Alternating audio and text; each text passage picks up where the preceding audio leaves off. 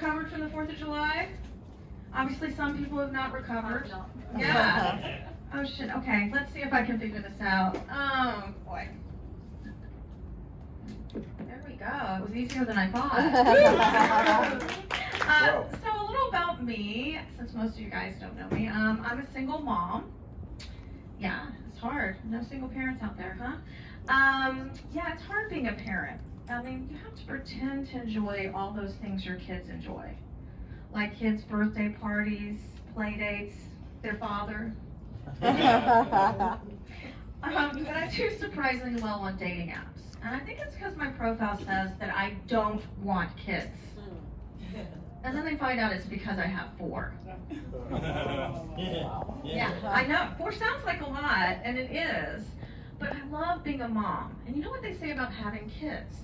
It's a lot like making pancakes. First one's kind of fucked up. Probably should have thrown it away. Ooh, everyone's sensitive. A lot of first pancakes out there, huh? But you know what? I think having kids is a lot more like eating pancakes. You always regret having your 4th one. Yeah. In case, I might have to stop doing that joke, you guys. People are so sensitive now, right?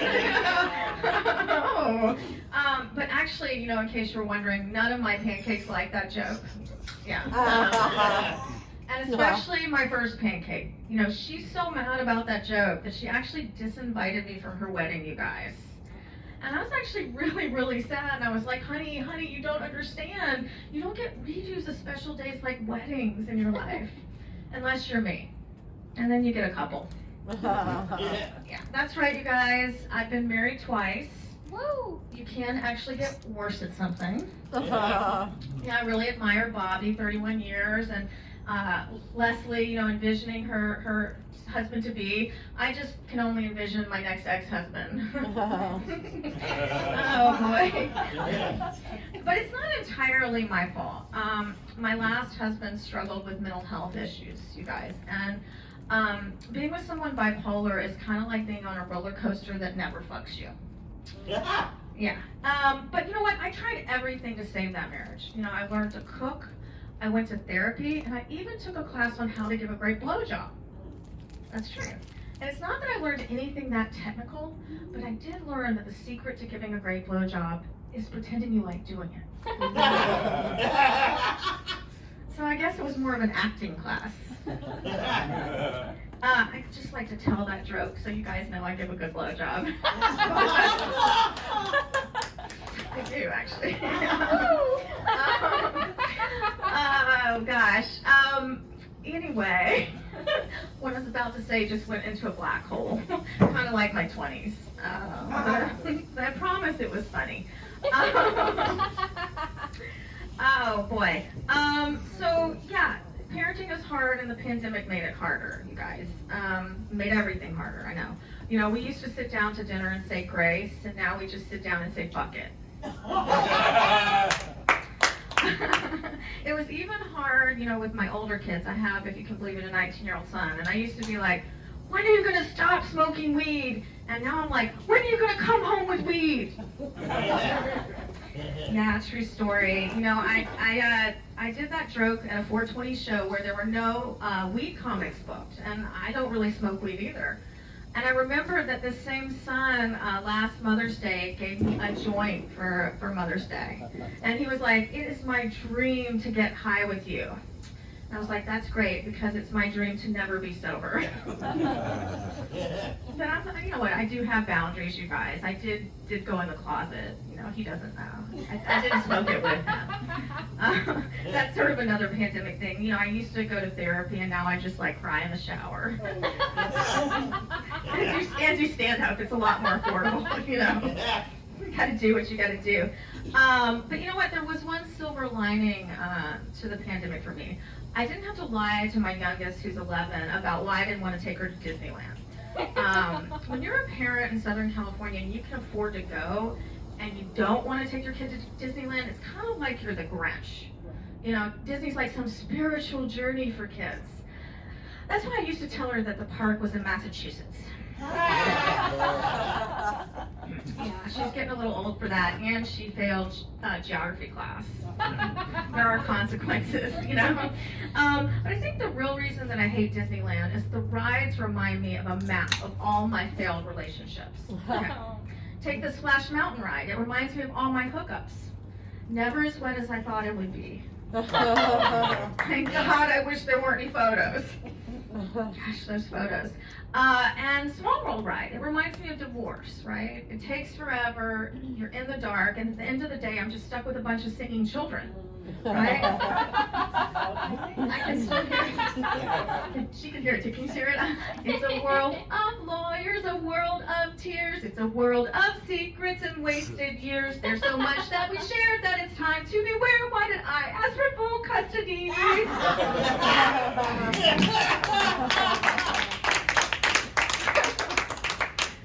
Did you know that they don't serve alcohol at Disneyland? Yes. Jesus, Bree, way to positive heckle my joke. Thank you so much. You would know that if you were a parent. You know, it's a very long day. You know, they try to sell California Adventure as a separate theme park, right? But you guys, it's just a bar for grown-ups. I mean, we would go there if there was just a tire swing and a keg. Right? Thank you. This part of my set was sponsored by Knott's Berry Farm. They have booze because they only have Snoopy, you guys. You gotta work with what you got. You know, dating in LA, like everyone's talked about, is kind of hard, right? You know?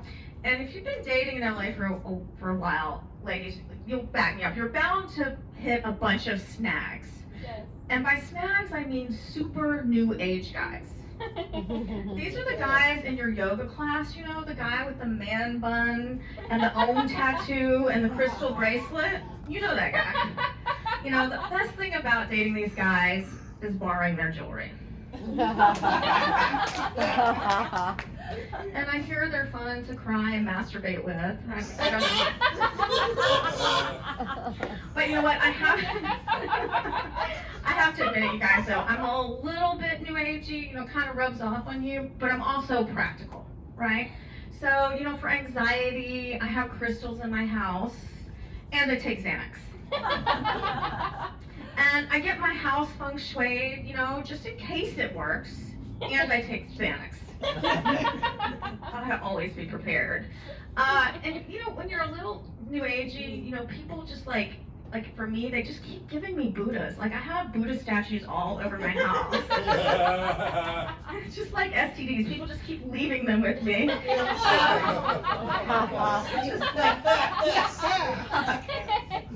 Oh boy. Just like, does anybody have a birthday coming up? Anybody? Anybody know? Well, I do. I hate to admit that.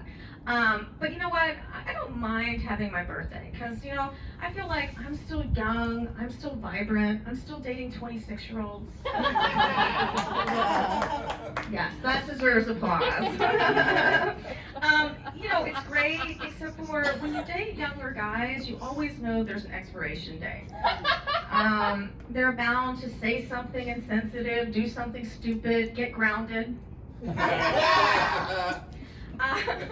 And you know, my girlfriends will be like, don't you have to teach them everything? I'm like, no, you know, we both learn from each other, right?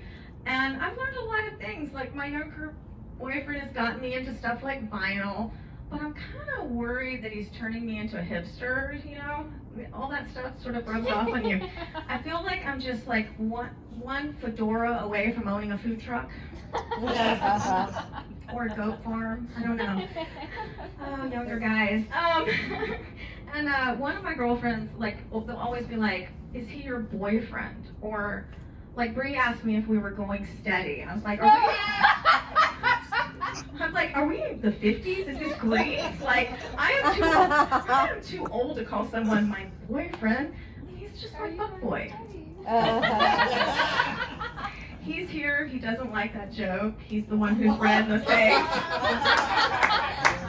Feel free to buy him a drink or give him your condolences. He'll appreciate it later.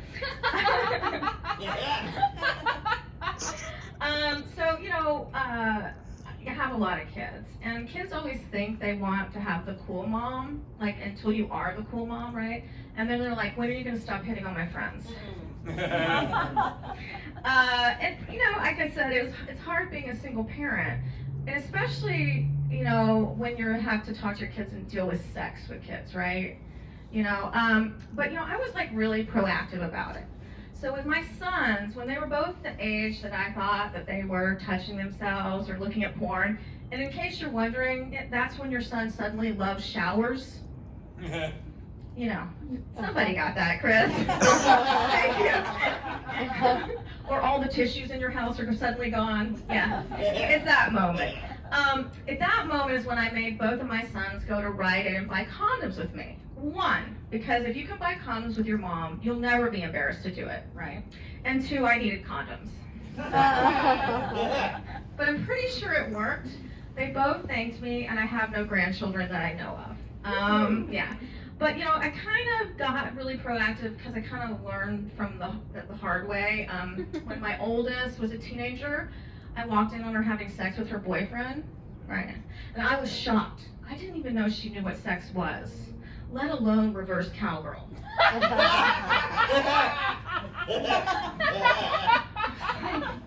Damn. I was like, damn, the apple does not fall far from the tree. She hates that joke too. I guess I'm not going to get invited to the baby shower either. Oh, it's hard being a parent. It's hard now. I feel like I'm kind of like have the same birthday as Roe versus Wade, and everything's kind of going backwards except for my age, right?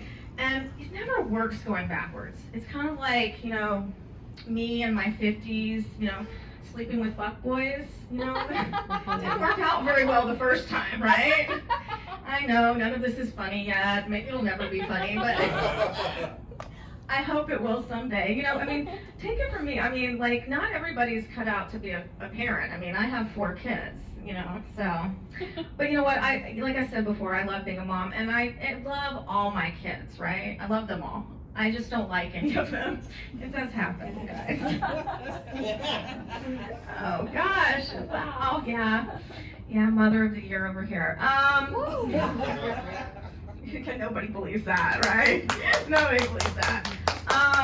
Let alone my children. Because the worst thing in the world you could do to your kid is do stand up. I think the only thing they would like less is if, I did porn. So I guess there's no OnlyFans for me. I guess I'll never make any money doing this.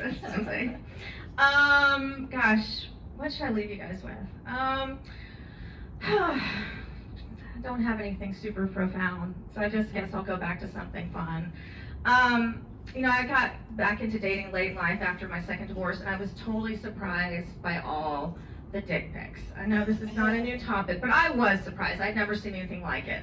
And they didn't turn me on, but they do cheer me up, And I've seen some really creative ones. I've seen dicks photographed next to salad tongs and wine bottles. But by far my favorite was a dick photographed next to a bottle of Lysol. And I was like, ooh, big and clean. And this was pre-COVID. This guy was way ahead of his time, right?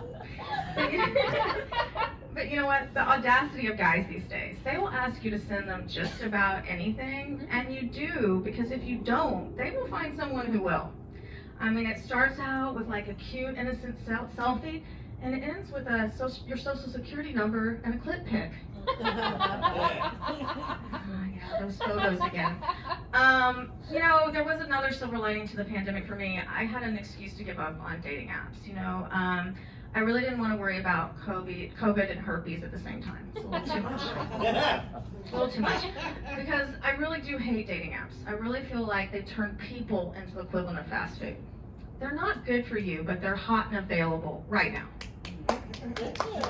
Can be useful, I know, Brie, but but like this one guy I dated, he was just like Chick-fil-A, warm, delicious, but my gay friends were not having it.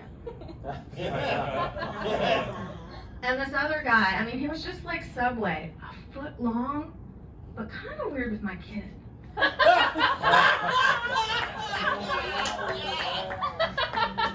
cheering fans out there.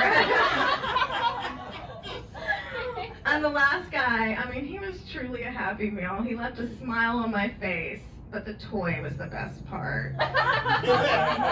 Thanks, you guys. I'm Maggie Hyde, Mother of the Year.